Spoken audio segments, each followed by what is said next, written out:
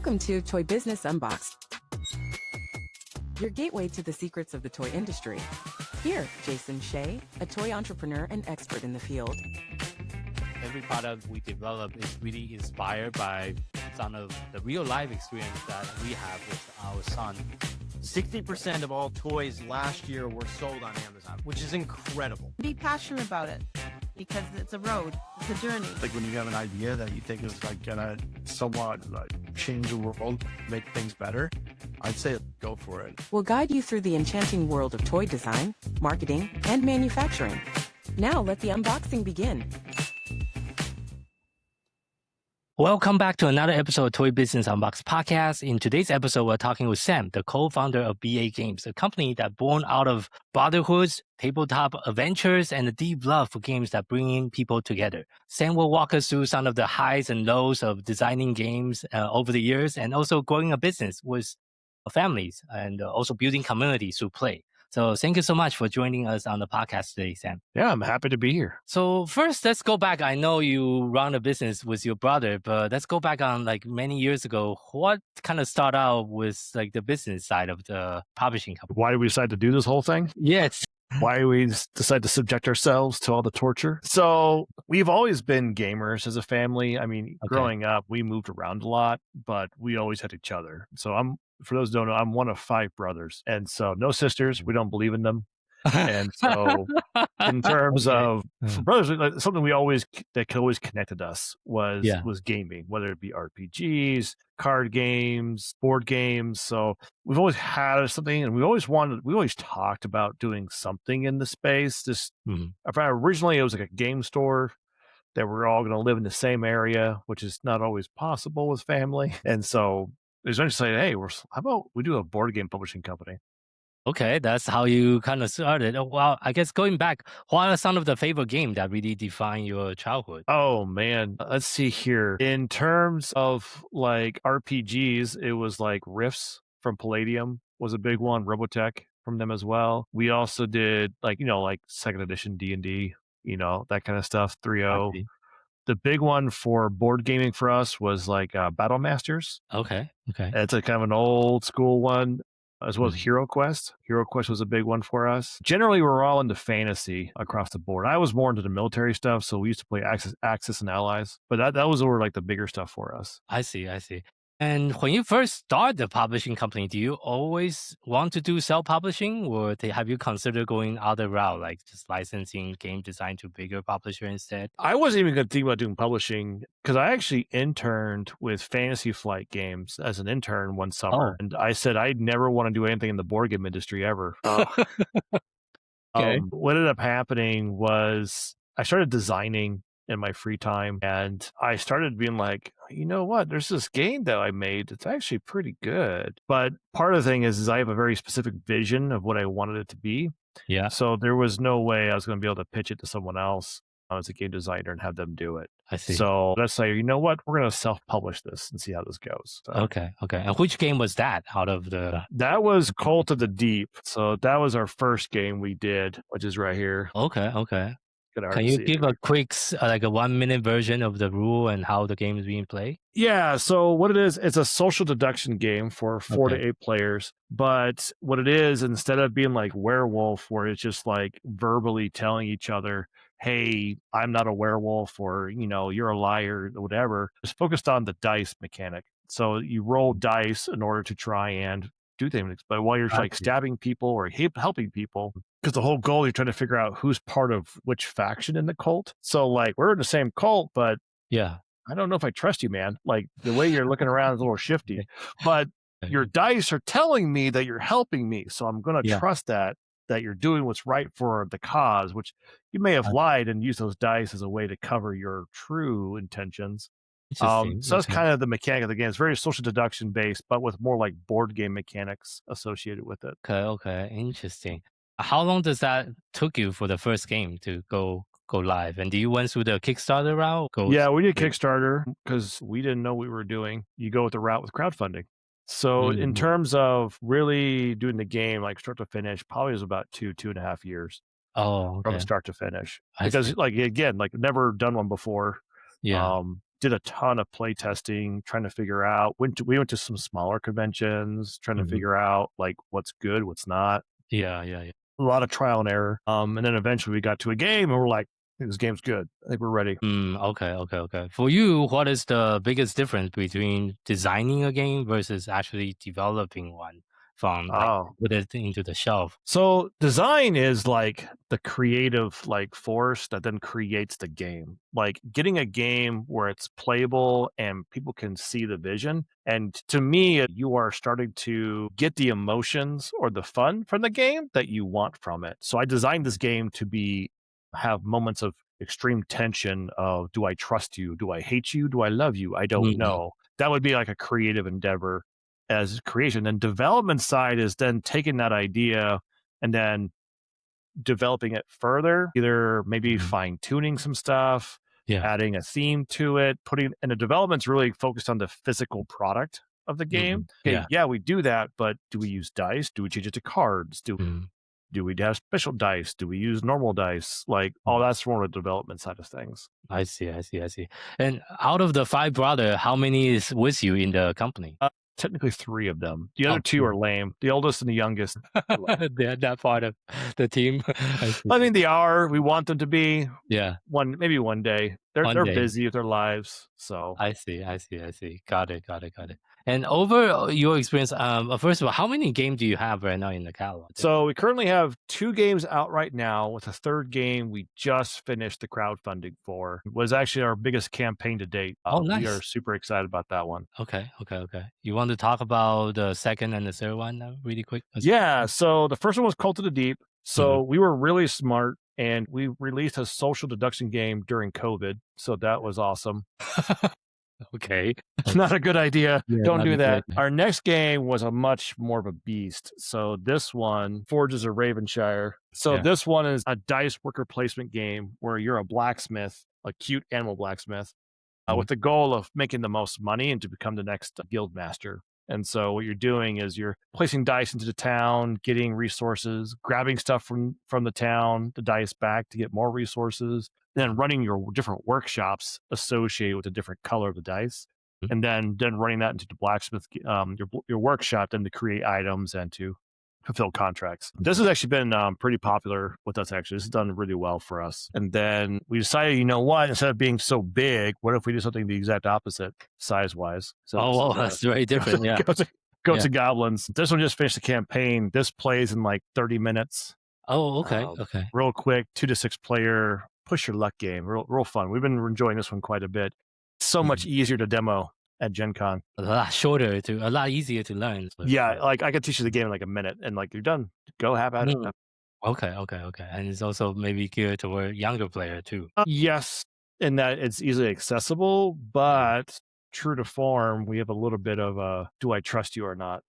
Into the game. I see. Because the game is like your goats have run amok into this deep cave that's really unstable. So you got to go get them out. So as you're doing that, as true to goblin form, like you start discovering jewels and treasures and things. So maybe if you stay a little longer, what bad thing could possibly happen? So if you stay too long, the cave will collapse and you get nothing. I see. So our little twist to the whole thing is everyone's going to vote whether they're in or out. So if you were voting with me and you want to come with me, if I succeed, then we split the loot. I see. Okay. But if there's a third player who is out, they get nothing. However, if we fail, then we get nothing, then they get everything. Interesting. Okay. And that's some interesting dynamic that can create as well. Yeah, so we decided to create cards called the push cards, which means you can shove someone deeper into the cave. You're trying not to bust. You're trying to go, how far can I go without busting? Okay. If you bust, then you lose everything. Then there goes the other guy. So they might not be your friend. Interesting. So you're actually taking some similar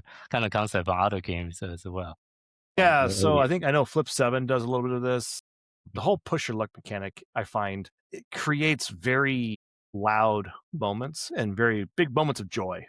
Because when you make it, yes! Yeah. And you fail, your opponents are like, yes! Yeah, it's definitely a little bit emotional, I guess, during the gameplay, for sure. Absolutely. So, and I guess looking back, how long have you been running the publishing company? Since what year? Oh gosh, it's been 5 years now. I think we founded in 2020. Okay. And when you first started, do you always envision it going to be your full-time kind of geek, or it's like I will assume you started kind of part-time before you kind of.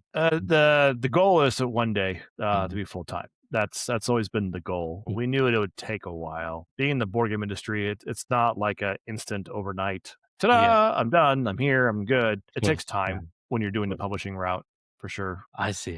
What is like one thing that I guess that you wish you knew before you start the publishing company? I wish I knew more about where the money is coming from. Okay, Like yeah. how much Yeah. is it retailer? How much is Mhm. it online? How much Yeah. is it in-person convention sales? How much is it through crowdfunding? Like Mm. really understanding how that works, and especially with the lifespan of a board game. Like what's the actual lifespan of a board game? And unfortunately, the answer is very short. Okay. Very short. They don't live long, sadly. I see. What is your experience, typical lifespan for the board game? A board game lasts 3 months. In terms of most board games in the industry, and card games and things, like you can always continuously sell yourself. If you show up to a convention and you have a game to sell, you will sell games. How much can vary, but if you show up with a game and put a price tag on it, you will sell something. There is Mm. no way that you don't, because there's someone out there who just loves your game, right? The problem you run into is how many people can you get to love your game, where you Mm. hit all the right elements that person really likes or loves. So there's a game out there for everyone, but how many people actually are there is what determines like a viable market in terms of what you can pitch to. Okay. So in terms of like lifespan though, like once you have a release of a game, it'll be in distribution probably for 2 or 3 months, and Yeah. then that's it. Cuz Mm. I'm not sure what's happened in the board game industry, but it's very much what's new, what's constantly happening, what's new all the time. So Mm. you'll have an initial print run, you're done, move on to the next game. You print run, you're done, you move on to the next game. The only exception would be like the evergreen titles, but that's like a very special few who make it to the very top, who can actually continuously sell over and over and over again. Okay. I That's would say like interesting. Okay. 98% of games are not that. That's an interesting observation. Okay, thank you for sharing that. I guess it also depends on the audience. I feel like some of the more family-facing games tend to last a lot longer than those Ye- harder games that like kind of geared toward more hardcore gamers. Yeah, so like that's what I said, like in distribution, generally like the hardcore gamers and stuff like that. Now the small stuff, part of that is going to depend on, you getting access and marketing to those people. Like I said, there's more people that can play this than can Mm. play Forges of Ravenshire, which is like a Yeah, 5-pound behemoth, sure. right? I love Forges. It is a beautiful, wonderful game, and we've had a lot of good feedback on it. But Mhm. I can sell more of these generally to more people than I Yeah, can the Forges game, just of course. because people are at different levels. Yeah. Think of it kind of like a pyramid. The more complicated your game is, the less people can actually end up buying it. Buying, not buying. Yeah. That's very similar to our experience as well. And it also Mhm. depends on the marketplace. I mean, correct me if you feel otherwise. I feel like a lot of the Kickstarter campaign that's successful is really for the people more toward the top, the more difficult and more kind of a niche the game is. Whereas some of the Yeah, more family game tends to see more success on Amazon based on our experience running. yeah, I think you're absolutely correct in that regard. So, for example, like Grandpa Beck's games, they do a smashing business on Amazon. They do so well. They know their market and do that. That's why we're kind of shocked that we did a Goats and Goblins Kickstarter that it did so well. It actually Mm. did better than Forges. We were shocked. So generally, I think that's generally correct. And even then, for the Goats and Goblins, it's like a $20 game, but what sold more on Kickstarter was our deluxe version that comes in this. It's metal coins and, gold I, foiled cards I and see. UV spotting and everything. So like this was like a $38 on Kickstarter. Yeah. And we sold, I think, 3 to 4 times more of these than these. Oh, interesting. Okay. Yeah, I think And definitely the audience looking for something that's more exclusive. exclusive and big, because if you think about it, like Mm. people are open to board games. Like, have you played board games? Oh, yeah, I play Monopoly. All right, cool.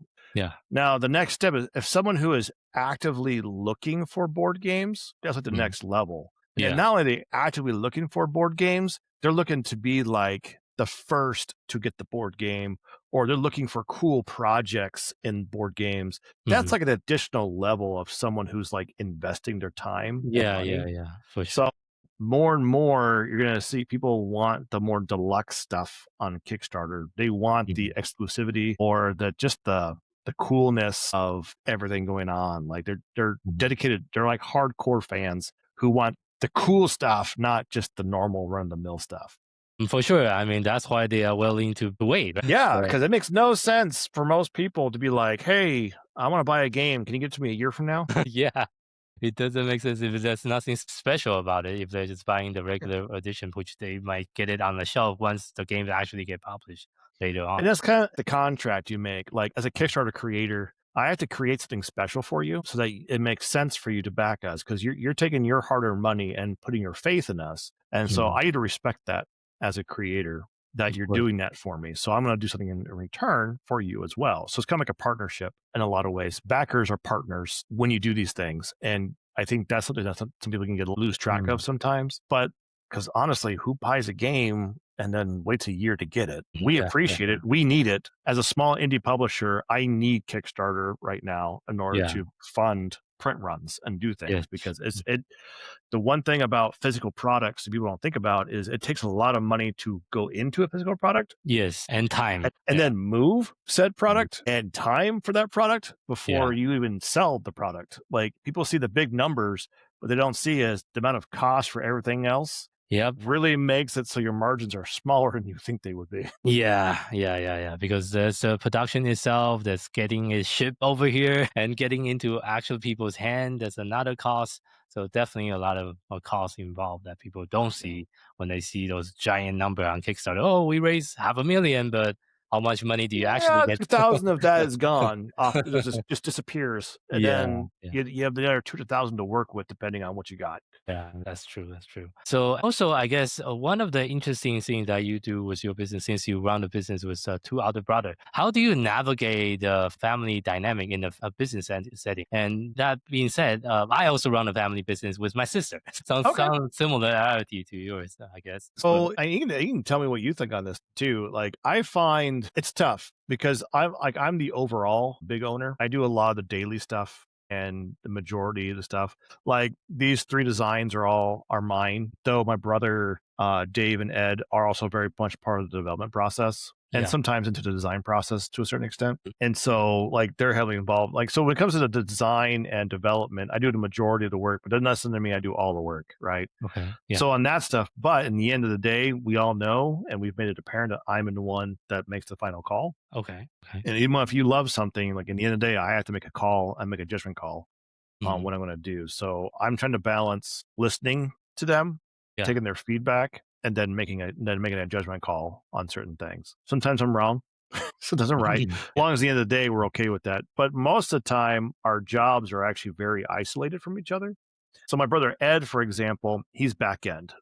Okay. So he does like shipping, customer service. He does like logistics, freight, pledge manager stuff, like importing, exporting files, doing all that stuff, making sure things go to Europe where they're supposed to go, to Australia. He's very much all that stuff. And me is just like, how are things going? Need any help? All right, you're good. Moving on. Yeah, kind of like general manager. Yeah, I need to trust him to do his thing, and that's a good thing. My brothers are very good at their jobs, so I just need to let them do their thing. David is my the younger brother. He's now my basically demo manager. So he is in charge of teaching people how to demo the way that we want to demo. I see. Okay. We have a very specific format that we try to demo with, which basically means get the player playing in 2 minutes or less. Doesn't matter how big the game is, get them playing. And then teach the game as you go, as generally the rule of thumb. That way people are not bored to death as you talk to them for 30 minutes. Yeah. Sure. So he's in charge of that. He's in charge of making sure the quality of demos. He's also in charge of training for the demos. And he's in charge of doing all that stuff. And also making sure that everything's covered at conventions. And then even my wife, she's now my volunteer coordinator. So she's in charge of the volunteers, the scheduling, who's where, all that stuff. And then I have like an overall like thing. But like for example at Gen Con, like I wasn't in the booth, but maybe 2 hours in any given day. Most of the time I was gone Yeah. for meetings and things. And so I it's see. actually working, which is nice. Yeah. It sounds like you have a really good team that you have built around you as well. And on the marketing side, what are some of the things that you tried that was successful, or maybe you can share something that you tried that wasn't as successful as you thought it should be? So successful for marketing is for us has been in-person marketing. To get you to sit down and play our game is probably the really only way, in my opinion, that a small game company is going to build long-term fans and customers. Because if you never play my games, we never had that deep interaction. Like if you play my game and have a lot of fun, and you had a lot of fun at Gen Con, you now have that. BA Games is fun. I played their game. It was fun. Also, you knowing how to play it now means that when you get your game, if you buy one or you play it, you can actually teach it to other people and also have fun. Because some of the problems with board games is you try and teach a game, and sometimes you never get to the fun because you stop and you're like, this game sucks. Because you never get to actually play it. You're too busy trying to figure out rules and stuff. So for us, in-person marketing, which so far seems to be working, because this is our biggest campaign yet. And we've seen a lot of return backers and return people come back to us. So I think what's happening is we're starting to develop a more long-term customer base of the game and us, I think, as a whole. Things that didn't work so well, we did like art prints for Cult of the Deep, because it's got some gorgeous artwork. So we tried doing art prints and things. We tried we did a dice giveaway because we were trying to think, well, Cult of the Deep is a dice game, so we should get all the dice goblins over into our game because we're going to have real pretty dice. So we have like custom special dice for the game that are real pretty and real good looking. So we tried like some giveaways and some raffles, and we tried posting and cross posting and doing stuff. No, absolutely not getting traction. No, we spent way more money than anything we ever got. I mean, we got a few good customers out of it, but when you spend thousands of dollars and get like 5 customers that are like, I'm not sure if that was worth it. I see. On the advertising side, what kind of advertising are you running? Are you doing Meta, Google, Amazon ads for the business? So we do a mix of, so far we tried Amazon with Forges, but I'm not convinced larger games do as well on Amazon. I think Ghosts and Goblins will probably, like you said, I think you mentioned earlier. Yeah, that one I think will work well for Amazon. This is the one I think that'll work well for Amazon. So currently, like most of our advertising centered around the crowdfunding space. So Facebook, Reddit, Google, YouTube. Yeah, that's pretty much those ones for the most part. Instagram's a good one. So most of us centered around those campaigns. In the future, we will probably be expanding that at some point. Really thinking about it for Goats and Goblins, getting it done for Amazon, see how it goes. I see.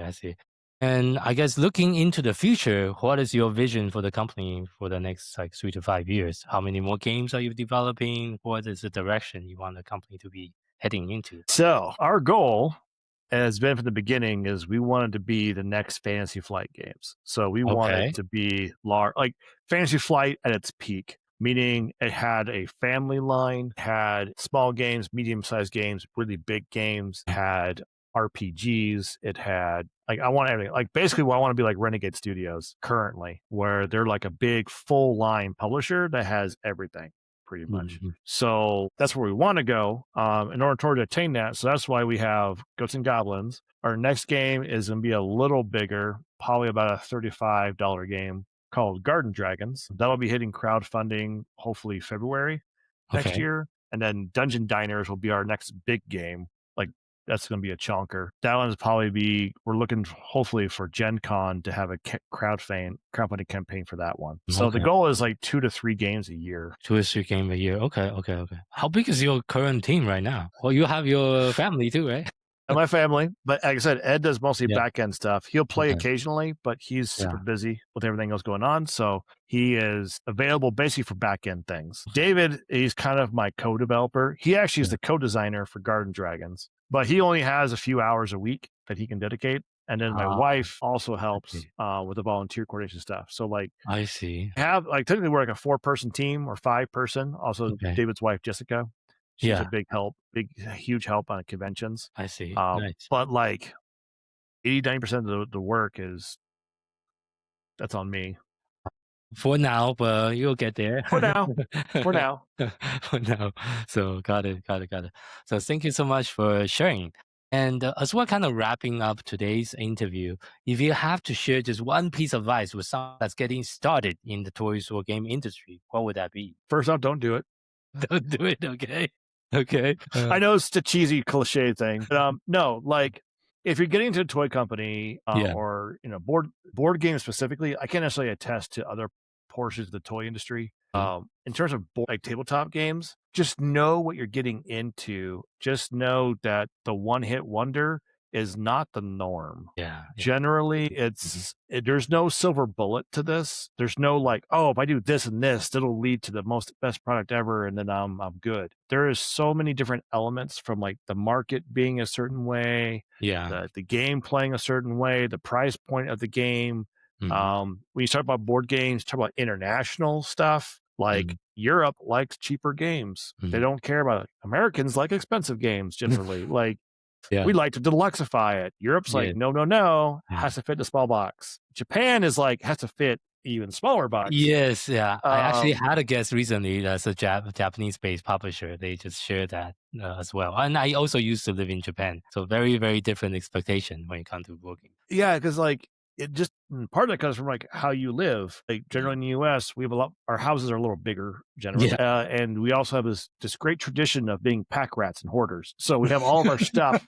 So we like to get lots of stuff, and big things. And in Europe, you don't have that kind of space. You may live in like a condo or like a small house because there's not a lot of space, and so space is very limiting. Japan even more so. So it's not something that you can necessarily just have like big games. So for sure.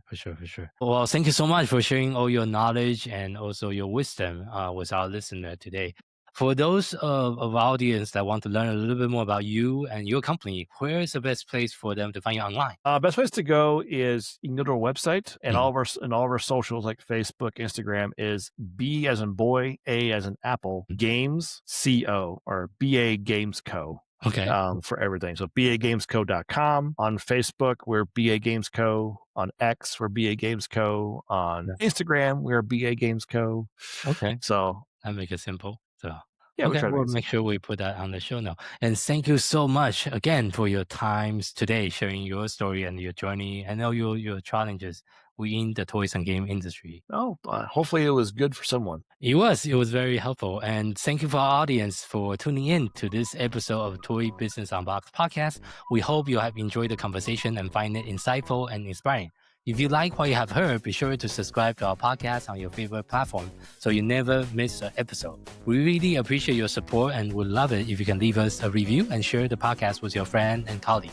For more resource tips and the latest update within the toys and game industry, visit our website at toy-launch.com. Join the conversation and connect with us on social media using hashtag ToyBusinessUnboxed. We'd love to hear your feedback and suggestions for future episodes. Until next time, keep innovating, keep creating, keep bringing joys to toys. This is Jason Shea signing off on the Toy Business Unboxed podcast. We'll see you in the next episode. Thank you so much, everyone.